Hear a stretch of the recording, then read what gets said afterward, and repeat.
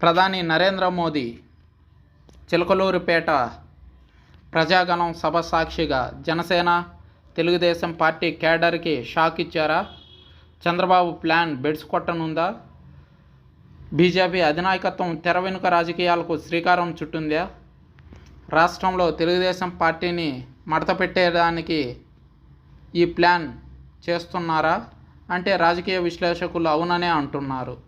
రాష్ట్ర రాజకీయాల్లో కాకరేపుతున్న విషయం ఏంటంటే టీడీపీ, జనసేన, బీజేపీ పొత్తు పొడిసి సీట్లు సర్దుబాటు సజావుగా సాగింది.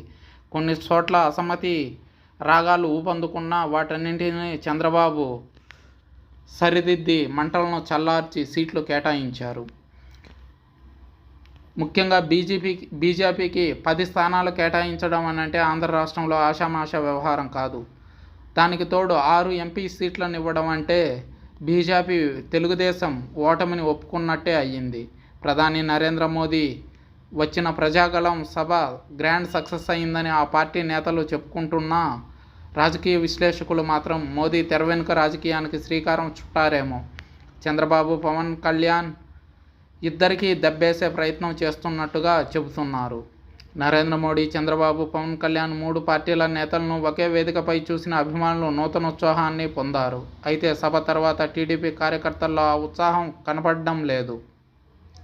తెలుగు తమ్ముళ్లలో జోష్ రాకపోవడానికి కారణం ఏంటి? దేశవ్యాప్తంగా మోదీ మేనియా ఖాయమంటున్న సర్వేల రిపోర్టులు స్పష్టంగా తెలుస్తున్నాయి. మోదీ సభ ఎక్కడ జరిగినా హర్షధ్వానాలు, విశేష స్పందన లభిస్తున్నాయి. చిలకలూరిపేట సభతో జనసేన, బీజేపీ కార్యకర్తలలో ఫుల్ జోష్ వచ్చినా టీడీపీలో మాత్రం ఆ జోష్ కనపడడం లేదు. అదేవిధంగా జనసేనలోనూ కనపడడం లేదు. మోదీ ప్రజాగళం సభలో మాటలు ఆకట్టుకున్నాయి కానీ ఆ మాటల్లో మర్మమే తెలియడం లేదు. ఎక్కడ ఎన్డీఏ కూటమి గురించి కానీ, జనసేన, తెలుగుదేశం పార్టీ పేర్లను కానీ, చంద్రబాబు నాయుడు, పవన్ కళ్యాణ్ పేర్లను కానీ ఉచ్చరించలేదు. కానీ సీఎం జగన్పై ప్రత్యక్షంగా కానీ పరోక్షంగా కానీ ఎటువంటి వ్యాఖ్యలు చేయలేదు. ఒక్కటంటే ఒకటే విమర్శ చేశారు. వైసీపీ, కాంగ్రెస్ రెండూ ఒకటేనన్నారు. కేంద్రం 5 ఏళ్లలో కేటాయించిన నిధులపై పీఎం నరేంద్ర మోదీ ఏమాత్రం మాట్లాడకపోవడం తీవ్ర చర్చనీయాంశమైంది. రాష్ట్రం అప్పుల పాలు కావడానికి స్వయంగా మోదీ, అమిత్ షాలు ఇచ్చిన చనువు వల్లే అన్నది వాస్తవం. కానీ ఆ అంశాన్ని ఎక్కడా ప్రధాని స్ఫురించలేదు. పోలవరం ప్రాజెక్టుకు నిధుల కేటాయింపు కానీ, కడప స్టీల్ ప్లాంట్ విషయం కానీ, విశాఖ స్టీల్ ప్రైవేటీకరణ కానీ, భోగాపురం ఎయిర్పోర్టు కానీ, ఇతర రాయితీల విషయం కానీ, అదేవిధంగా ప్రత్యేక హోదా గురించి కానీ, ప్రత్యేక ప్యాకేజీ గురించి కానీ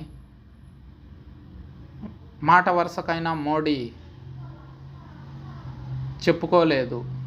మరోవైపు వైసీపీ మైత్రిని కూడా బీజేపీ కోరుకుంటుందనే వాదనలు వినిపిస్తున్నాయి. ఇక సభలో సైతం చంద్రబాబుతో మోదీ అంటి ముట్టనట్లు వ్యవహరించారనే వాదనలు వినిపిస్తున్నాయి.